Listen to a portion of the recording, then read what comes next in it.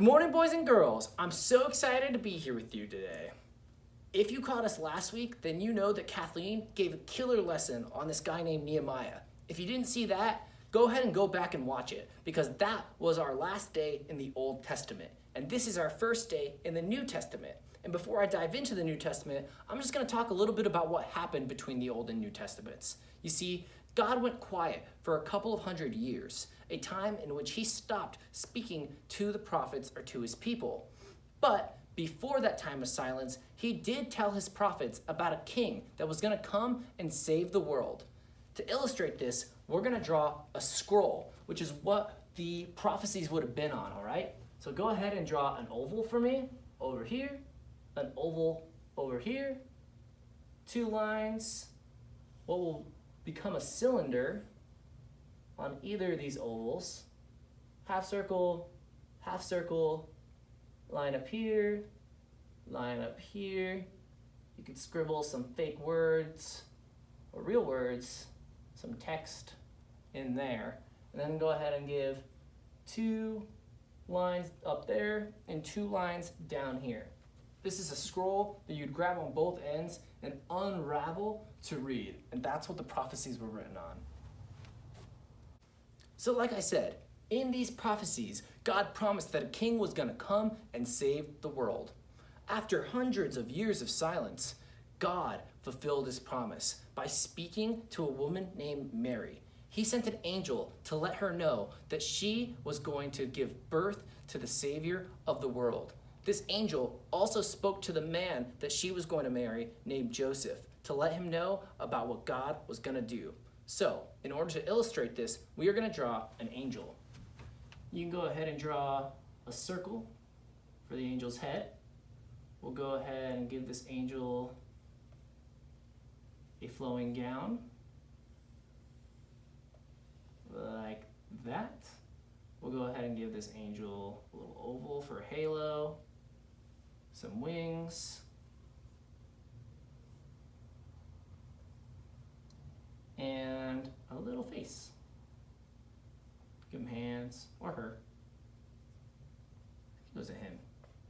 Who knows, some feet. And there you have it. Not long after the angel came and told Mary and Joseph about God's plan, the ruler of that area of the world wanted to count everybody living there so that he could keep track of those he wanted to tax. So that meant that Mary and Joseph had to return to Joseph's hometown of Bethlehem. So we are going to draw Bethlehem. Now, we're going to start with a couple of rectangles. You can make your own rectangles or follow along with me. I'm going to make one big one here, a little one here, one back here, and one up here. I'm going to draw little half circles on top of these parts of Bethlehem. Give some windows here and there, the door, put a door here, windows, a window here, and that will be Bethlehem, the place that Mary and Joseph had to return to so that the ruler of that area could track the people he was going to tax. When Mary and Joseph got to Bethlehem, it was really crowded, and the only place they could find to stay was a stable where farm animals were kept. So we're going to go ahead and draw a stable and some farm animals, all right? We'll start with a big upside down U or sideways C, which will represent our stable. Then go ahead and fill this stable and the area in front of it with whatever farm animals you want. I'm gonna make a sheep with an oval head and oval ears, eyes, fluffy body, stick legs. Go ahead and make a donkey, sort of a circle mouth, cylinder head with ears, neck, legs, some back legs, a tail, hooves. Donkey's gotta have eyes and a nose. I'll add a chicken. beak, neck, wing thing going on. This is a goose. I'm making a goose right now. Tail feathers, and geese's little flipper feet. And there you have your stable and farm animals. So Mary and Joseph are staying in this stable with a bunch of barn animals in the city of Bethlehem. Now, I think I forgot to mention, Mary was pregnant, like really, really pregnant. And so God's special Savior was on his way that night to come into the world. So Mary gave birth to this son, whom she named Jesus, in this stable. Now, she named him Jesus because the angels had told Mary and Joseph to name this baby boy Jesus. So we're going to draw baby Jesus.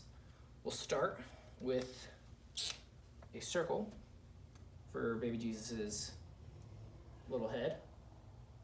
Give him a little hair up there. Peaceful eyes, soft smile. Give him a little oval body. Wrap him up. And remember, they were in a stable, so we're going to draw a bed of hay all around him.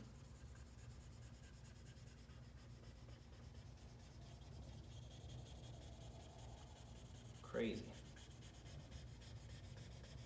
Wasn't born in a hospital.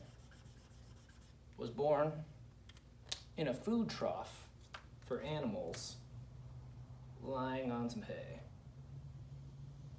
I'm going to draw a rectangle for the little trough that baby Jesus was in.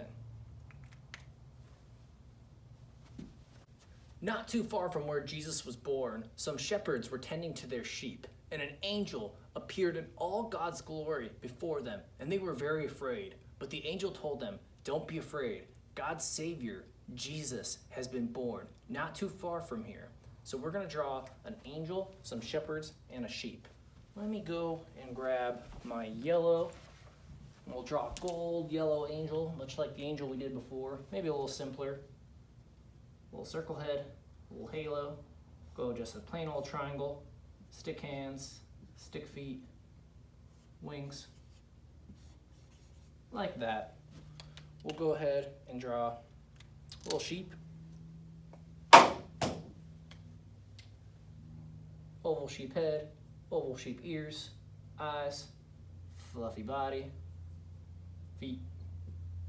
And we'll go ahead and give our shepherd a draw. Circle head, curly hair. We'll go long triangle, cloak situation, stick hand, stick feet, and a shepherd's staff. Voila.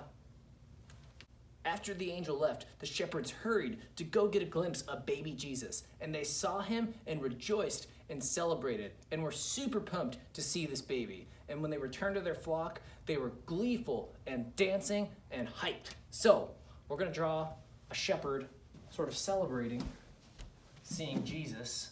We'll start with an N, which will be his legs, a stick going up for his body, circle head, big eyes, big smile,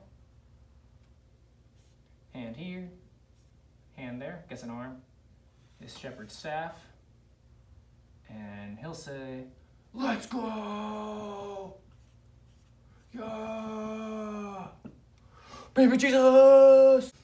Time passed and baby Jesus grew up as all babies do, learned to sit up and crawl and walk, and eventually some wise men from a distant land came and brought Jesus gifts because they knew that he was God's Savior of the world.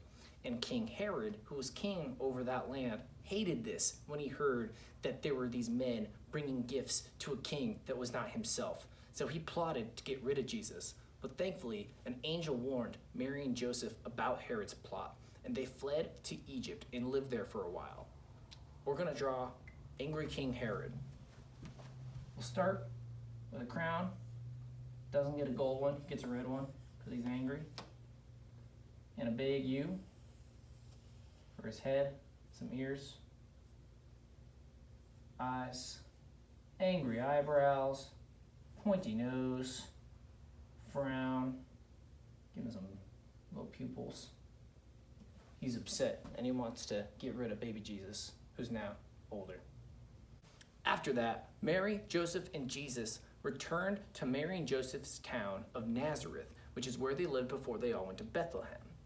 There, Jesus grew up and he was loved by God and loved by people as well. All right, question time. Get your thinking caps on. Who was glad to know that Jesus was born? Give the video a pause and you'll get the answer soon. Oh, you want the answer? Everybody was pumped. You got angels, shepherds, wise men, Mary, Joseph. So many people were glad to know that Jesus had been born. Question 2. What made the birth of Jesus so special? What had God promised that Jesus would do? Give the video a pause and get the answer soon. God had promised that Jesus was going to save the world, and in the weeks to come, we're going to figure out just how he did that.